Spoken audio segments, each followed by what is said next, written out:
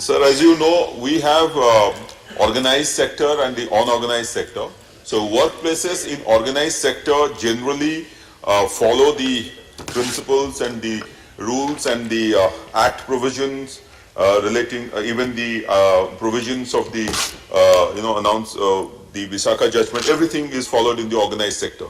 For the unorganized and the informal sector, which employs about 63% of the women force, whose labor force comprises 63% as women, what are the precautions that are being taken by the ministry? Of course, the state government has a role to play in so far as crime and criminal kind of antecedents are concerned. But other kinds of exploitation also takes place in the unorganized sector. So what kind of precautions are being taken by the ministry? Thank you so much. Member's question, I can here highlight that the Honorable Prime Minister directed setting up a one-stop centers, especially for women in crisis, be they from the organized or the unorganized sector. I'm pleased to here share with the August House, sir, that over 704 such centers are currently operational in the country, where close to 4.5 lakh women had received assistance.